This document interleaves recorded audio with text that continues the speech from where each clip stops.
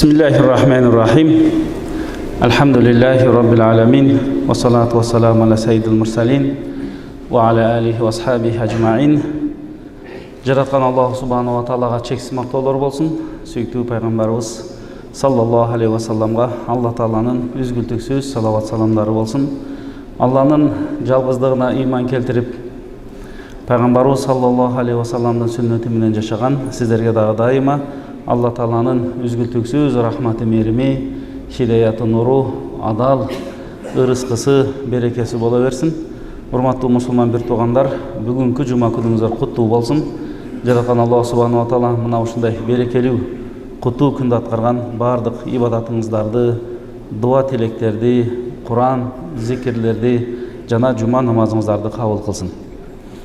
Пайгамбарыбыз саллаллаху алейхи ва саллам өз хадисинде айтат: "Куллукум раин ва мас'улун ан раиятихи."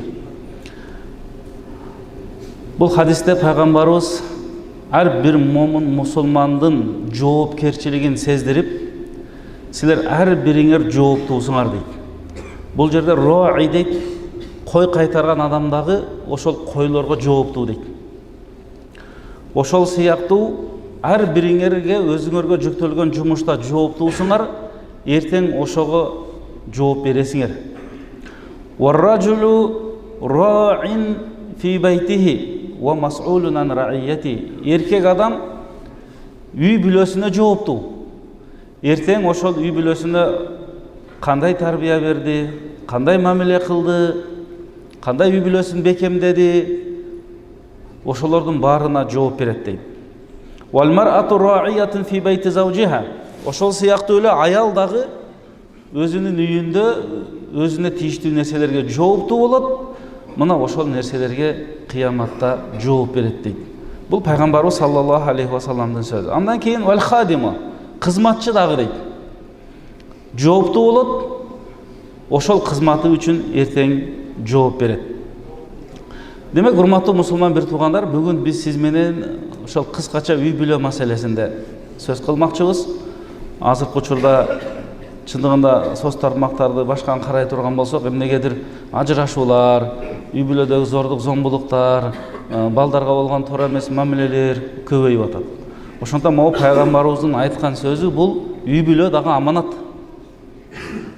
Ошондуктан ал аманатты биз туура толук аткарганга аракет кылалы. Эртең эмне бар бизде? Суроо жооп, эсеп китеп бере турган күн келет.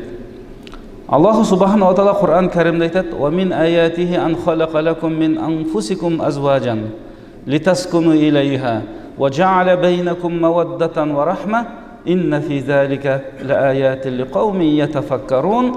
Бул аяттын мааниси Алла Тааланын жалгыздыгынын барлыгынын белгилеринин бири силердин түгөйүңөрдү силердин өзүңөрдөн жаратты дейт Алла Таала. Мин анфусикум өзүңөрдөн. Литаскуну илайха. Адам атаны жаратты, кабыргасынан Хава энени жаратты дагы, кийин кыяматка чейин ушундай түгөй болуп, ак некеме менен үйлөнүп жашайт экенбиз. Ошол аялга үйлөнүүң литаскуну, сага бейпилдик тартуулаш үчүн дейт. Жан дүйнөңө, диниңе, жашооңа, кыймыл-аракетиңе. Ва жа'ала байнакум маваддатан ва рахма. Ошол эле учурда эки жаштын, аял менен эркектин ортосуна Алла Таала ошол тандоонун, ак никенин негизинде олордун ортосуна махабатты, үлпөттүктү, ырайым, мээримдүүлүктү Алла Таала жүрөктөрүнө салып коет дейт. Чындыгында ойлонгон адамга, пикирин жүргүзгөн адамга бул жерде чыныгы белгилер бар дейт. Мына ошондуктан биз үй бүлө маселесине келгенде, кээде үйлөнбөсөк жалгыз башпыз. Бирок үйлөнгөндөн кийин бизге эмне жүктөлөт? Жоопкерчилик жүктөлөт. Демек, ошол жоопкерчиликти биз толук аткарганга аракет кылалы. Эми үй бүлөнү бекемдөө маселесинде чындыгында эң биринчи кандай болуш керек? Кээде сурап калат, кандай адамга үйлөнүшүбүз керек же кандайга турмушка чыгышыбыз керек дегенде, пайгамбарыбыз айтат, эң биринчи көбүнчө мына биз эркектер издеп калабыз да өмүрлүк жолдошубузду. Ошондо пайгамбарыбыздан сурашканда пайгамбарыбыз айтты: "Тункахул мар'ату ли арба."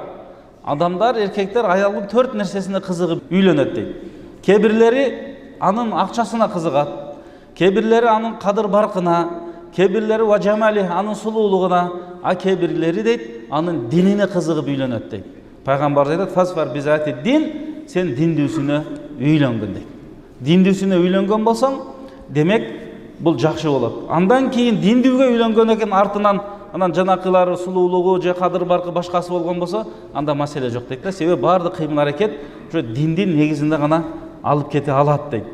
Башка бир хадисте пайгамбарыбыз айтат, бул хадисте бир киши келип сурайт: "Аябай кызыбызга жуучулар келип атат, эмне кылалы?" дегенде пайгамбарыбыз айтты: "Иза хатаба илейкум ман тардауна динаху ва хулукаху фазауджу." Эгер силердин кызыңарга диндүү, андан кийин бул жерде тардауна динаху деген диндүү, имандуу, ва хулукаху жана адеп акылактуу дейт. Экөөбү сөзсүз түрдө. Ошондой келсе кызыңарды бергиле дейт. Болбосо жердин бетинде фитна башталып кетпейби? Анда башкага кимге бересиң? Имандууга, таквага, диндүүгө бербесең, анда кимге бересиң? Деп пайгамбарыбыз мына ошондой өзүнүн эмнесин айтып атат, насаатын айтып атат. Ошонун эле негизинде Хасан ал-Басриге бир киши келип сурады: "Кызыма жуучулар көп келип атат, кандай кылсам, баш айланып калды" дегенде, ошондо дагы ушул хадистин негизинде Хасан ал-Басри жооп берген: "Силер кызыңарды диндүүсүнө бергиле" дейт. Диндүү, имандуу, кулк мүнөздүү болгон болсо, ошол хадисте айтылгандай, жакшы көргөн болсо урматтап алат, эгер жаман көргөн болсо зулумдук кылбайт дейт. Зулумдук кылбайт дейт. Мына ошондон бизде үйлөнгөндөн кийин анын укугу, анын милдеттери бар. Ошону биз толук эмне кылышыбыз керек? Аткарганга аракет кылышыбыз керек. Ошондо демек үй бүлөнүн да бекемдүүлүгүндө пайгамбарыбыз айтат: "Силерге эң бир жакшы Кудай берген кенди айтайынбы" дейт экен. Андан өтөр байлык жок дейт. Айтыңыз дегенде пайгамбарыбыз айтты: "Аль-мар'ату салиха", кимге Алла Таала жакшы аял берген болсо, салиха, таква, имандуу аял берген болсо, ал аялын караганда кубанып турса, бир ишти, буйрукту берсе аткарып турса, үйдө жок болсо, аялы үй бүлөсүн өзүн таштаган тыйынын сарамжалдап жакшы кармап турган болсо, Кудай Тааланан ошол эркекке берилген чыныгы байлык мына ошол дейт да. Мына ошол дейт. Бул жагында да биз дуада, батада кылышыбыз керек. Алла Таала мына ушундай аялдарды же ушундай эркектерди насип кылсын. Бул болсо дагы исламдагы үй бүлөнүн бекемдигине чоң салым кошот. Мына ошол мамлекет кичинекей бир үй бүлө мамлекетинен куралат да. Ошол кичинекей үй бүлө мамлекети, үй бүлө институту бекем болсо, демек биздин коом дагы мамлекет да бекем болот. Имандуу, илимдүү, билимдүү, тартиптүү, адептүү жаштар чоңойот. Андан кийин бизде чындыгында үйлөнгөндөн кийин бул эркектин милдети болот, аялды баккан. Милдети болгондон кийин, андан кийин анын материалдык жактан да караганга, анын моралдык жактан да караганга эркек милдеттүү деп эсептелинет.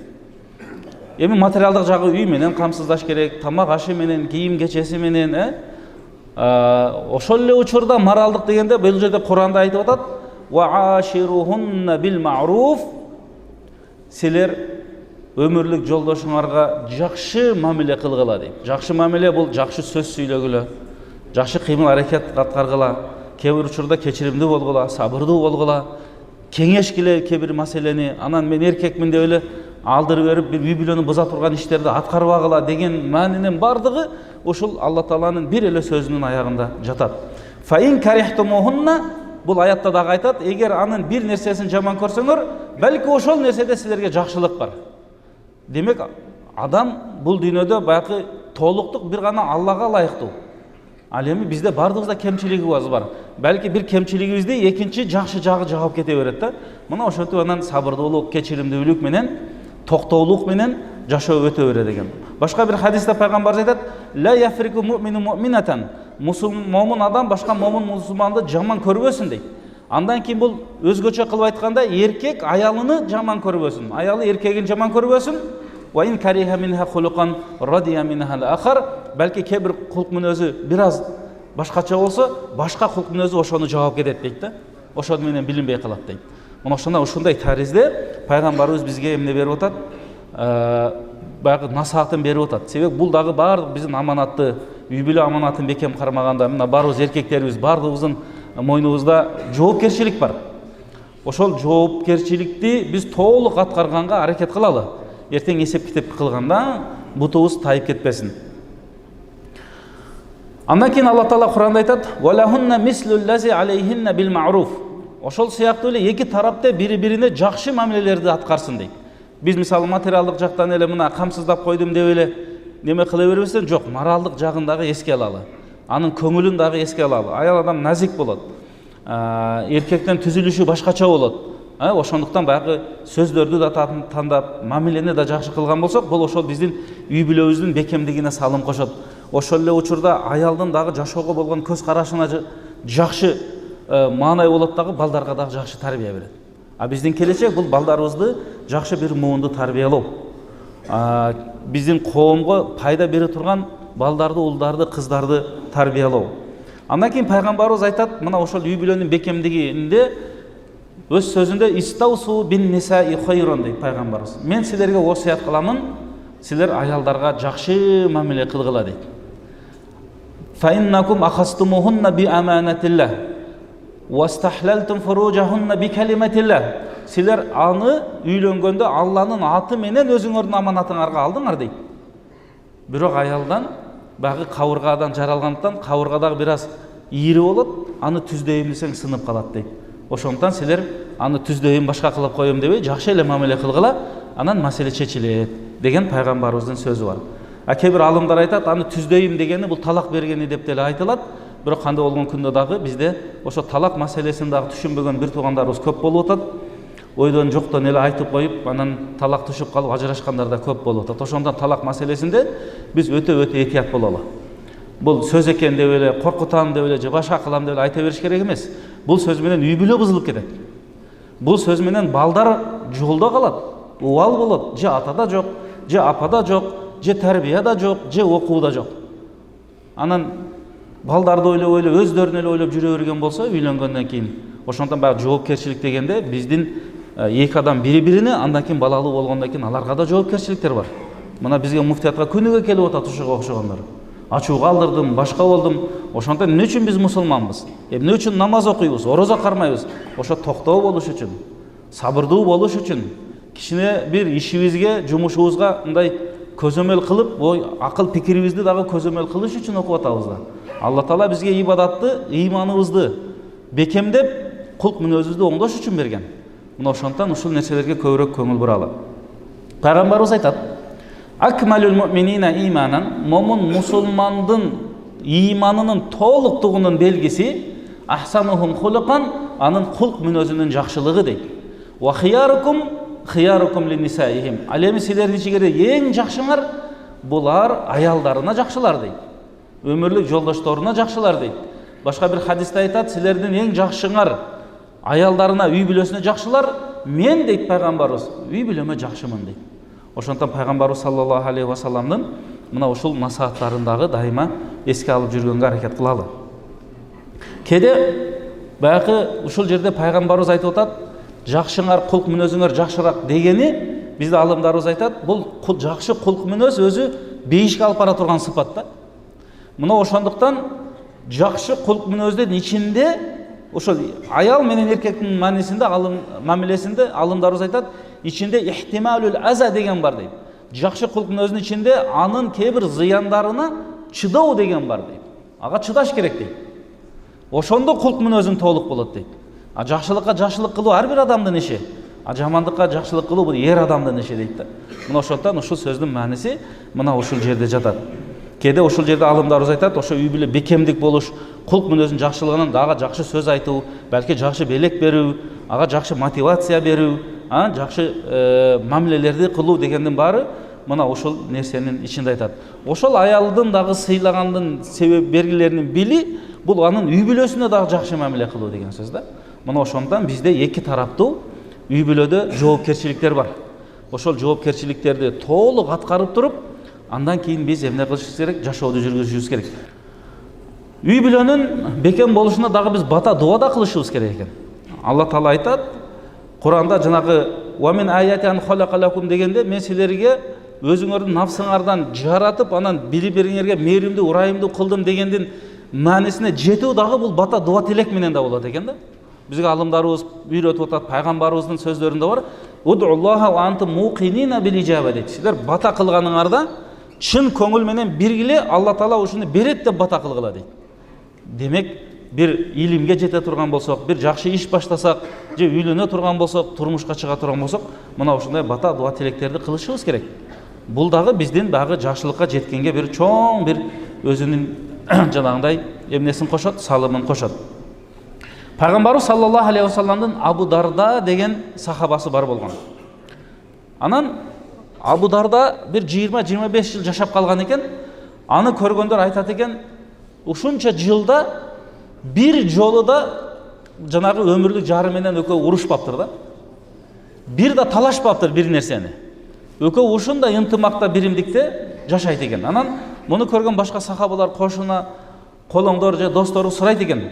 Силер кантип ушунча жашка чейин ушундай болду? Мүмкүн эмес го. Эми кеде казан кагышып кетет, башкача болуп кетет. Ко десе, айткан экен, биз үйлөнүп атканда эле экөөбүз сүйлөшүп алганбыз дейт экен.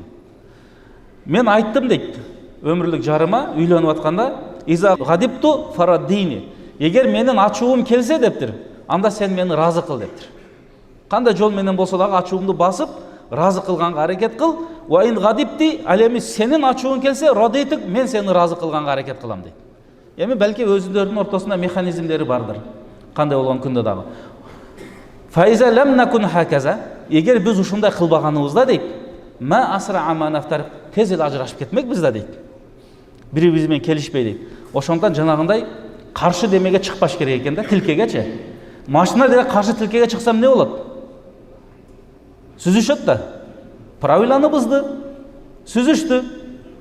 Ошондой эле эки жаштын, эки аял менен эркектин ортосунда бир ушундай маселелер болгондо, экөөбү тең бирдей ачууланганда, мына каршы тилкеге чыкты деген ошол болот экен да. Ошондо бирөөсү ачуусу келгенде экинчиси басып койсо, жакшы сөз менен, жакшы мамиле менен, кеде унчукпай коюу менен, же башка бир нерселерди аткаруу менен, же аялысы ачуусу келгенде эркек ошондой болуп койсо, бир аз төмөн болуп койсо, бул жерде бир эч нерсе эмес. Багы эч нерсеси кемип да калбайт. Бирок бул жерде үй бүлөнүн ынтымагы берекелүү болот. Мына ошол нерсени мына биздин пайгамбарыбыздын тарбиясын көргөн Абу Дарда эмне деп атат? Бизге ушундай жакшы бир насаатын айтып атат. Бул насаатты, бул нерсени мындайча айтканда механизм деп коелу. Ар бирибиз колдонгонго муктажбыз азыркы учурда. Ар бирибиз муктажбыз. Мына Кыргызстанда бир жылда кеде 35 миң, кеде 38 миң, 40 миң үйлөнүү болот экен. Ошонун ичинен 8 миң, 9 миң, 10 миңге чейин ар кандай жылда ажырашуу болот экен. 10 миң үй бүлө ажырашып атат. Бул 25%. Бул өтө көп. Ар бир үйдө бирден бала болгондо эле 10 миң бала мына же атасы чоңоюп атат, же апасы чоңоюп атат. Анын жоопкерчилигин ким алды? Дагы тирүүлөй жетим калтырып кеткен эркектер бар. Мына бизге күнүгө муфтиятка келет. Балдарын тирүүлөй жетим калтырды. 5-6 баласы менен таштаган, жоопкерчилик жок. Россияда же Америкада иштейт, бир тыйын акча салбайт дейт. Эмне кылалы дейт. Мына карандай талага таштап кетип атат. А пайгамбарыбыз саллаллаху алейхи вассалам айтат: "Кафа бил мар'i исман ай юдайя ман яул ау ман якут" дейт. Эң чоң күнөө кылды деп жетиштүү болот дейт, айтып койсок боло берет дейт. Бир адамды, ал адам үй бүлөсүнү талага таштаган болсо дейт. Аларды караган эмес болсо дейт, аларды баккан эмес болсо дейт, аларды камсыздаган эмес болсо дейт.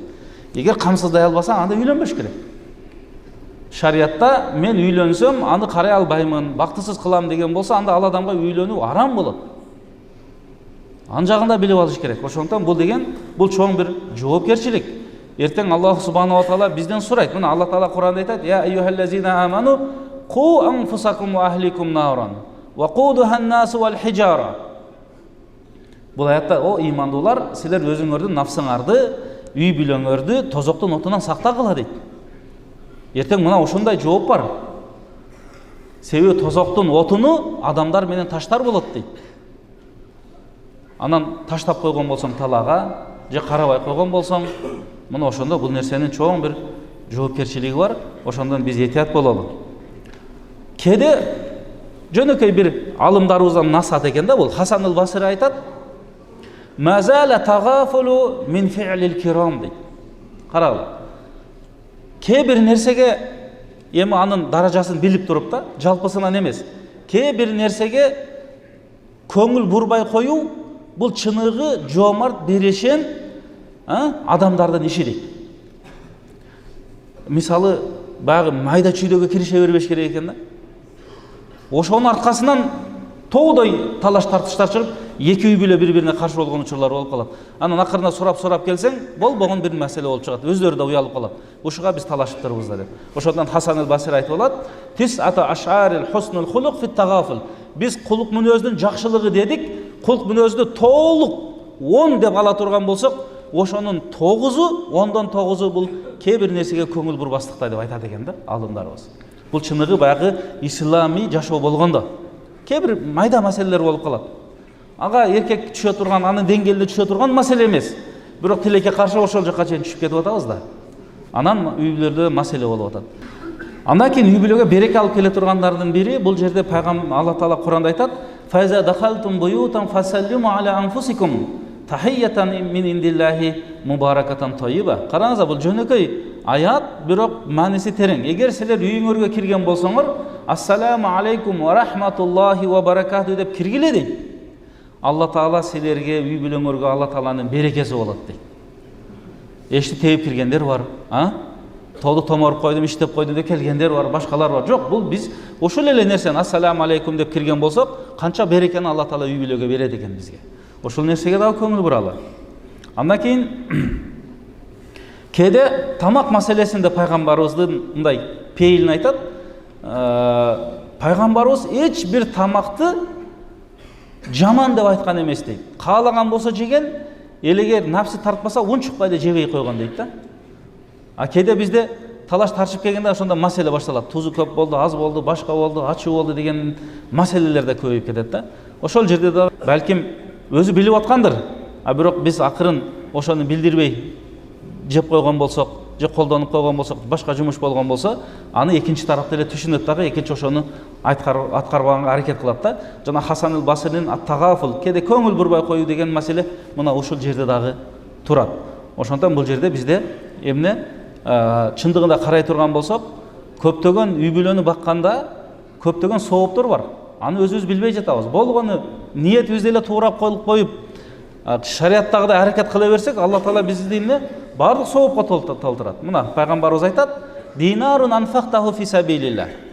Бир сомду, бир динарды, динар эми ошол учурдагы алтын, акча менен алтын менен мамиле болгон, биз азыр сом менен мамиле болгон дейт. Эми бир динар дейт. Ким бир динарды, бир алтын тыйынды, бул ошо 4,125 грамм алтынга барабар болот, бир динар. Алла Таала жолунда сарптаса, бир динарды сарптап бир кулду азат кылса, бир динарды мынабы муктаждарга жардам берсе, бир динарды үй бүлөсүнө сарптаса дейт. Баары эле сооптуу, баары эле жакшы.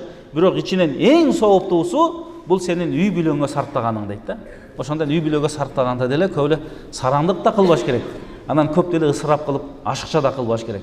Ошо сарамжалдуулук бул жерде эң негизги шариаттын максат кылган нерсеси болуп эсептелет. Чындыгында урматтуу мусулман бир туугандар, бул жакта айта берсек өтө көп. Мына ошондуктан келиңиздер үй бүлөгө бекем бололу, аялдарыбызга жакшы, балдарыбызга жакшы мамиле кылалы. Мына ошол мусулман эл болгондон кийин, мусулман элде мына ошондой нерселерди, мисалы карылар үйлөрүнүн көбөйүп кетиши, жана балдардын жетим үйлөрдүн көбөйүшү, ажырашуулар бул жакшы эмес бул. Анда биздин мусулманчылыгыбыз каякта? Мечиттин эле ичинде болуп калабы? Аллаху акбар деп намаз окуп көчөгө чыккандан кийин эми ислам жок болуп калабы? Ошондон биздин динди, исламды толук турда, комплекстүү түрдө карманалы.